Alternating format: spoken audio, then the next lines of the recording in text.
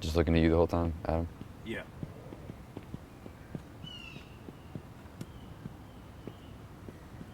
Okay, sound speeding.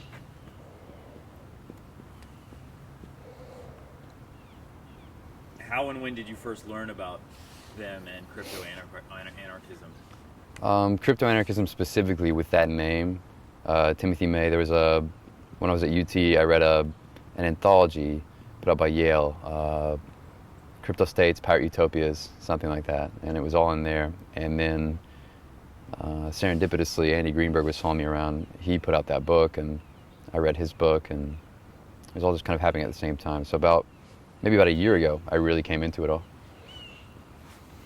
How acquainted are you with Ross Ulbricht? Ulbricht. Well, I guess it's not going to be that, but Ulbricht is how you say it. Ulbricht. How acquainted are you with Ross Ulbricht? I don't. Any other members of Silk Road? I don't know Ross Ulbricht. I don't know any official or unofficial members of Silk Road. I know a couple people who have accounts on the Silk Road, and I know what their pseudonyms are. I know who they are in real life. I don't know who they are on the Silk Road. I've never used the site, but what I have seen of whoever the Dread Pirate Roberts is supposed to be, I feel acquainted with his ideas and conversant with those. I think I understand a bit of who that person's supposed to be. I don't know if that's Ross Ulbricht or not. Especially with the media response to what happened to Silk Road, that's how I read it completely. It's a greater swath of people are now exposed to the fact that there is P2P in the darknet and these kinds of activities going on, because there have been people talking about them until they're blue in the face for years. But those people are relegated to the kind of geek margins of society. What happened to Ross and Silk Road was explosive, and I think gained the dark web wider currency, mainstream currency. It's also, I mean, the first part of your question about, well, yeah, sure, that's all true, but net, I'm seeing like, yeah, this just popularized the whole idea that there's the darker part of the web. I worry about it, yeah. I think it will be a component of the future, contracts on people's lives, prominent people's lives, and we've seen the kind of childlike ire of the internet when it can, like when Anonymous can just turn on someone, and it can do great things, but it can also just kind of childishly ruin people's lives. Multiply that with arms and Bitcoin, and bad things I think can happen. But I've taken most of my comments on the future of like assassination markets from Jim Bell, who put out a series of essays just saying this is going to be part of crypto in the future. I mean, there's going to be Deadpool, zero knowledge markets. People are going to put hits out. And is it so different from how espionage works already? I don't know. Crowdsourced espionage. I see it as a feature of this brave new world. I'm not even sure that those are real critics. I think it's like obligatory criticism or something. Or this is your typical financial press, which isn't really it's just in the tank to kind of sell you legacy assets or something, or buy stocks. That is the agenda right now from the administration. But that's not real serious argument. I mean, anyone with Econ 101 understands, like, the market cap is small markets have volatility. Until the thing has wider currency or there's hyper monetization, you're going to have fluctuations. There's only a few million people, tops, even trading this stuff. It's just how it works. But there are tons of exchanges now. It's almost a criticism not really worthy of more addressing than that. I mean, something small is going to have volatility. And a free market should have the ability to kind of set prices quickly. And this is what happens. It responds to world events and demand. And if Bitcoin's worthless, it should go to zero. It should be volatile. Is this the greatest proof of concept in Bitcoin's short history? I think it's a great advertisement for Bitcoin. I think Silk Road is the greatest proof of concept for why Bitcoin works. But already there's a bunch of us that are suspicious that this is kind of FBI, counterintelligence or something saying, oh, don't worry, your Bitcoin's safe. See, we can't get it. It's still probably pretty likely, though, that the whole apparatus hasn't been able to crack that level of encryption yet. And it's pretty good. I don't know why they'd admit, though, that they couldn't seize it. I'm on the fence about whether it's kind of real or not. It's definitely possible there's a kind of attack a lot of people are anxious of right now. It's called the 50% plus one attack, where certainly a lot of these world governments that can afford to buy up a bunch of computing power can start doing double spend attacks and wrecking the network, because it is regardless of all the computers in the network right now, a big nation can come in and start wrecking shop in Bitcoin. It's still kind of young and vulnerable like that.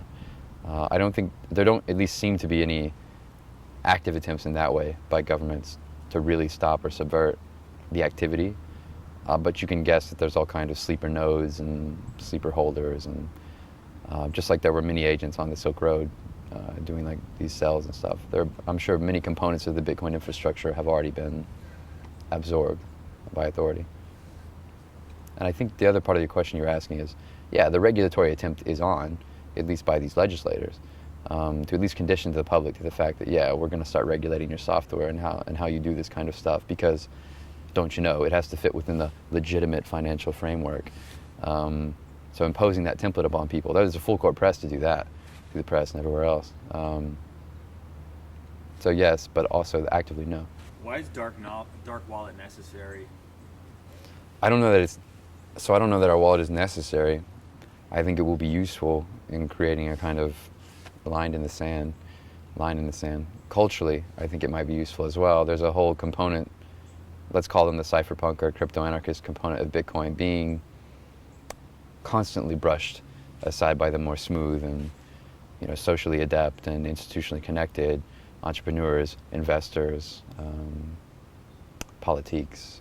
These people are kind of moving and say, look, yeah, you've had your fun. We're going to make something real of this, and shush about the whole like political stuff. No, this is a feature of our new financial.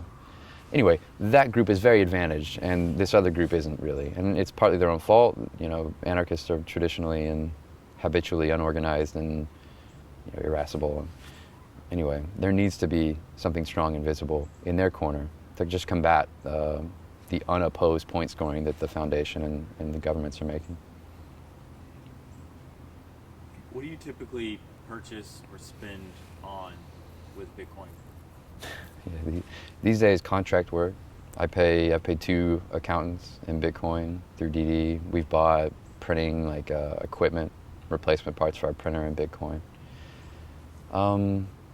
Basically, half of the circle in DD will do services or do work for us in Bitcoin. We've paid contractors in San Francisco, and it's worked pretty well for us.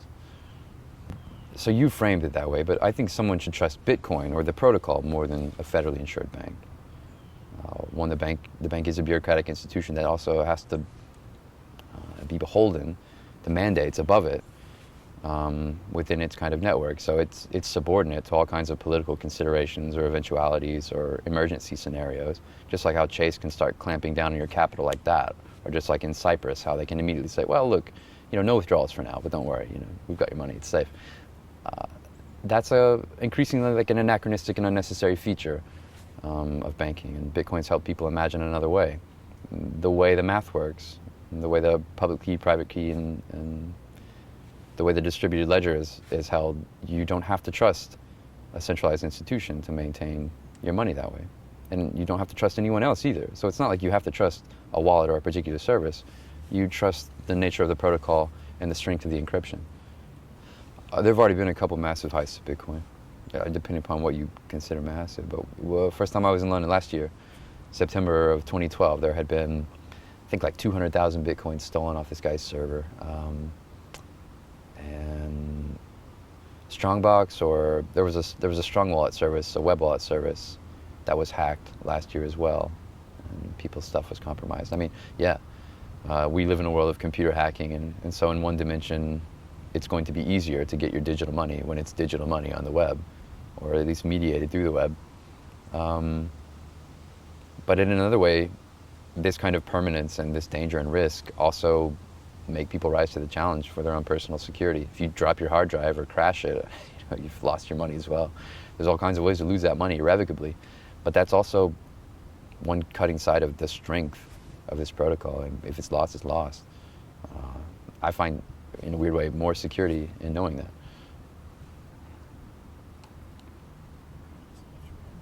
Oh, no. If you're saying, well, because it's deflationary or limited or in some way analogous to the fact of like a commodity-based currency like gold or something, no, that won't limit it, because you can you can redenominate it virtually infinitely.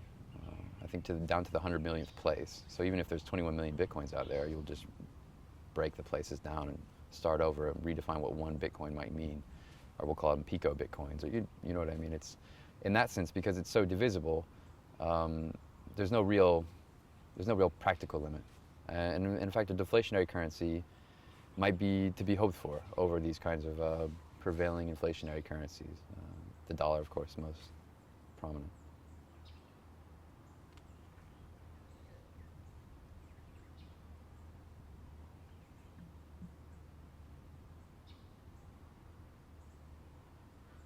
Who is Amir Taaki? I've known Amir for a year. Amir is a half Iranian Londoner, programmer, used to be an online gambler, a big poker player online, video gamer, and then he got interested in Bitcoin a few years ago. And he's run Bitcoin exchanges. He's done one of the first full re-implementations of the full Bitcoin backend, and an all-around radical, extreme personality. How did you meet? He emailed me, and like he already knew me, and immediately invited me. Once he heard of DD back in September of last year, he invited me to a Bitcoin conference because he thought what we were doing was, related, of the same spirit politically, and at that point we had begun accepting Bitcoin as well. So he thought it was a great example of Bitcoin being used to fund things which no one else would allow to be funded. He was right. So he was the one that inspired you to create the dark wallet? Oh, sure. The dark wallet, taking the name away, the technology behind the dark wallet has been in development by Amir and Pablo and others for almost 2 years. Some other ideas by Vitalik and the multi-signature feature, the trustless mixing, these all came later. And yeah, eventually this group of people all thought, okay, we can throw this together into one kind of project, one kind of PR thrust.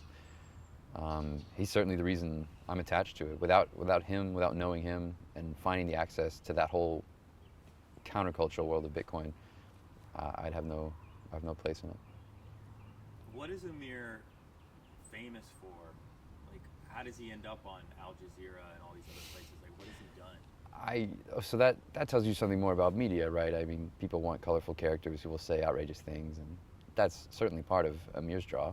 He is the kind of squatting anarchist radical that you can throw up on TV, and Russia Today uses him frequently, I think, for that kind of visual, But you're asking, though, kind of what is his expertise, like particularly? No. What is his notoriety? Where does his notoriety come from, really? He's well regarded by everybody.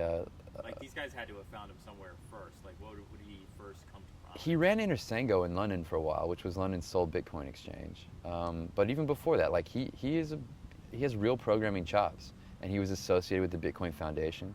For a while, he ran the now defunct Bitcoin consultancy, and he does pretty big level work or high level work for contract work for big corporate types who want Bitcoin tie-ins or Bitcoin consulting. When he can be kind of convinced to slow down and talk to people, he gives a lot of good advice, and I guess it's all word of mouth. These days he's been shunned, by the way. I mean, he was kind of removed from all the official stateside Bitcoin lists and edged out of his connection with the Bitcoin Foundation. He used to be listed, as one of their prominent members on the main pages and stuff, all kind of weeded out because Bitcoin decided to clean up this year. Decided to court Congress people and persuade them that I really like that whole talk about anonymity and everything. Forget about that. And Amir is happy to be one of the loudest proponents of the death of civilization as you know it. So he had to be dealt with, and he's been swimming at the margins. What is Unsystem? Unsystem has a history before me. I love it. It's Amir's banner, though, for a group of sites and projects that he runs, specifically a mailing list right now. But I built him a website, and he wants a wiki and stuff. But I think as Amir imagines it, it's just a loose collective of people that are constantly working on projects to subvert state power, to promote piracy, creative projects, and it's kind of his baby, though. It's also a conference. I mean, he held a couple Unsystem conferences unofficially.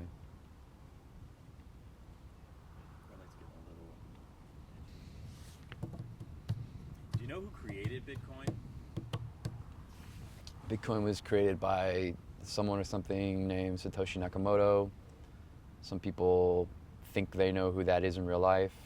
They'll point to certain white papers by crypto guys fascinated by Tim May, but no one knows who it is. Some people say it's just some weird CIA op or DARPA funded thing, some weird experiment just kind of thrown out there. But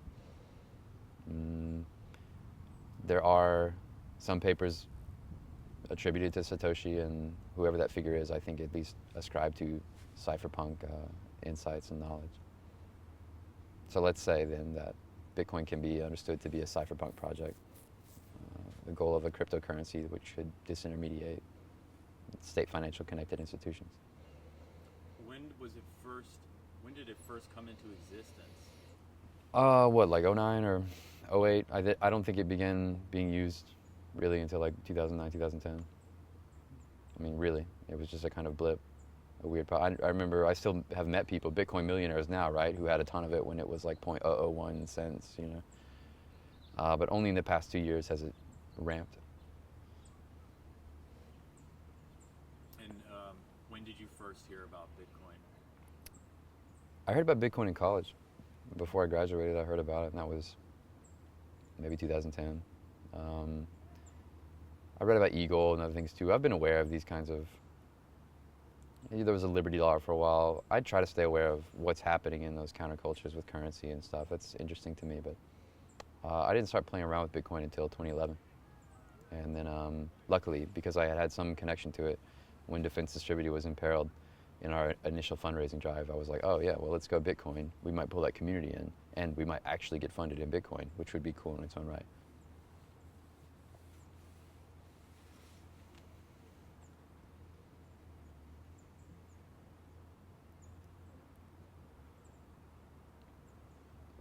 This is a question I get asked a lot. How exactly does Bitcoin work? What is mining? So there's one main concept you need to understand, which I guess is the blockchain. And the way Bitcoins are introduced into the system, the ecosystem, if you will, is kind of rewarding the computing power used to solve or create one block. And a block is a storage of a group of transactions that represent the latest transactions in the network. To reward the work done to produce that block in the chain of transactions, the kind of official record of all the economic activity in Bitcoin.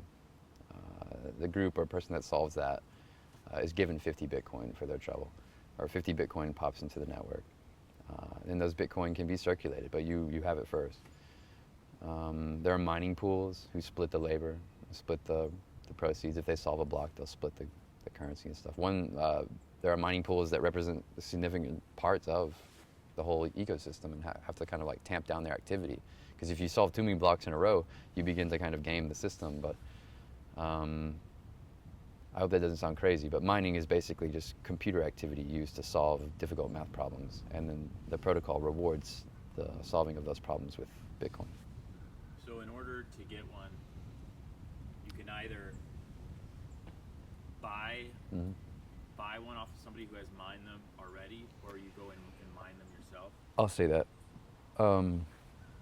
The easiest way, so there are two ways to get Bitcoins. There's mining, which is becoming progressively more difficult, especially after the introduction of these integrated circuits, which specifically do it, and big mining pools. Or there's buying in through the exchanges, which is the easiest and fluid way, and that's the target of regulatory interest as well, since recently there's been such a push to buy in and to have businesses that support it, buy in and buy out. So it's used as a speculative currency a lot right now, and even today you can set up an account with Coinbase or Mt. Gox and set up a bank account and buy in, get some Bitcoin.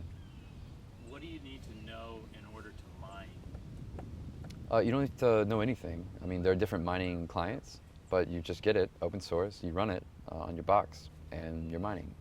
You're contributing computing power to the network. Oh, so you don't need to know any type of mathematics or programming or anything? No, Bitcoin relies on you running your wallet or mining clients. I mean, and you're you're participating. I guess if, a lot of people don't feel comfortable using it because there's not a lot of hand-holding, explaining what it is, how it works, what you need to know. But no, it's simple. You install and go.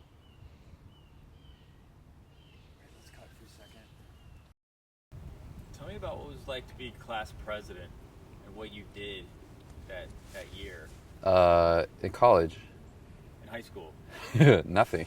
What are you doing? When you're class president of Cabot High, you shot the shit with the superintendent just to do it. I took teachers' parking spots a couple times and didn't get in trouble, like, I don't know, just to piss them off, like, nothing. There was no official kind of duties. I think I have to organize the class reunion at some point. Why'd you want to be class president? I saw the opportunity. It was no. I don't know. I think I was well liked by my class. It was a kind of bigger class. I think I was well known, well liked. I really don't go around trying to make enemies with people, and I think I was visible in different places, and it seemed fun. And the other girl running was one of these your typical kind of like, I'm better than you, and so it was easy to kind of run against her. And I don't know, it was an opportunity.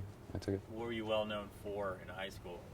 I always go through groups. I'm not really a joiner necessarily, but I think I'm friends with lots of different groups, and I can talk to you. And I was in all the art circles. I was in the AP art stuff at the time. I loved art. I loved athletics. I loved academics. I just did everything. I went places. I don't know. What can I say? I just knew the people. Yeah. Now, you were saying you were class president also in college? Yeah. Yeah, that's true. Now, what was that like? That takes time, and at that point, I knew I wanted to be years in advance. I'm a couple years in advance, at least. But when I was a freshman, I joined a fraternity, as you do, and I fell in with the class president at the time, and it was one of these kinds of dynasty type things. So that was a more concentrated kind of thing, but basically I ran in all the right circles, in the social circles at our university, and began to learn the administration and the faculty, and it happened. And in the end, I think that one was much more consequential. I mean, I don't want to brag about that, but our library ended up being a better place because we were able to actually put interlibrary loan and access to like legitimate journals in there. I mean, at least my time there wasn't just a kind of as a placeholder like in high school. And like so many of those places end up being, I mean, it's just student council for college, right? But we were able to do some cool things.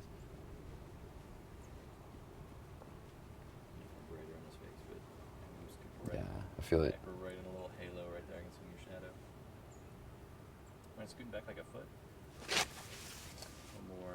That same size. A little bit more. Really? This is crazy.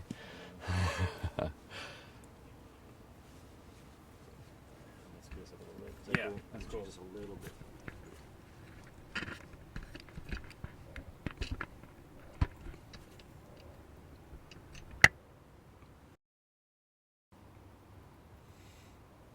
So then you went to law school. Why'd you drop out?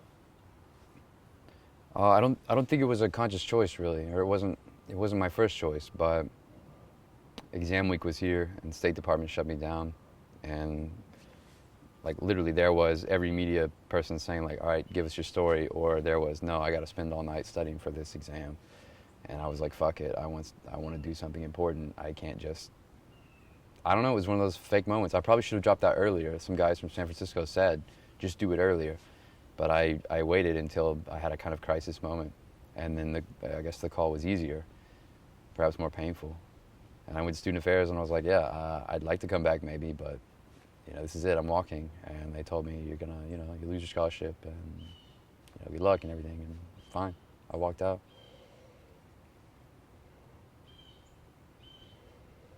No one can get a person. So I recognize each as its own construction. So I don't know. I don't feel that there's been no portrayal has been unfair. Really unfair. You can tell when someone's really trying to make you into something, but most of those stories don't stand up for long.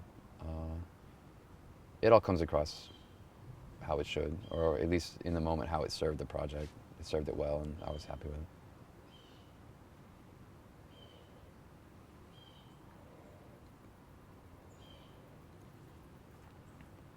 I guess I'd answered that another way months ago, but it's different now. Like in the lead up to Liberator, it was important, I think, that I be regarded in a certain way. I mean, especially in that time, we were really trying to get some momentum, and it's different now, though. Yeah. Do you look at your career, your life, sort of in a 5-year plan type of thing, or are you just sort of going by No. the seat of your pants? I mean, by? It's been interesting finding the money to pay the rent the last like 3 months. That's been really interesting. I've got Dark Wallet. We'll launch that. Who knows how that'll go? But I have no idea what I'm doing outside of. And it looks like any kind of, to even have the chance to do important constitutional stuff will be years down the road. So, I mean, I have no idea what I'll be doing, but I hope for it to be work like this, or to hope to have the freedom to do work like this. That would be useful. Is doing important constitutional stuff, that is a part of your plan forever, do you feel?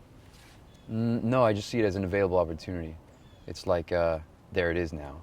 And that really is the greatest thing that could come of, I mean, the big high level stuff from Liberator was, here's the template, this is how it's going to look in the future. Oh, you didn't know that arms would seep into the world digitally, permanently, irrevocably, uncontrollably. That's great. That happened. But also, there is this particular legal environment, and I think we can win First and Second Amendment victories if we really, stick to it. So that's kind of like, great. Thanks, federal government, for giving that opportunity there. I mean, if they didn't react the way they did, it wouldn't be an issue. Cool. Well, thank you. Thanks for being a part of this. Yeah. That's all I got.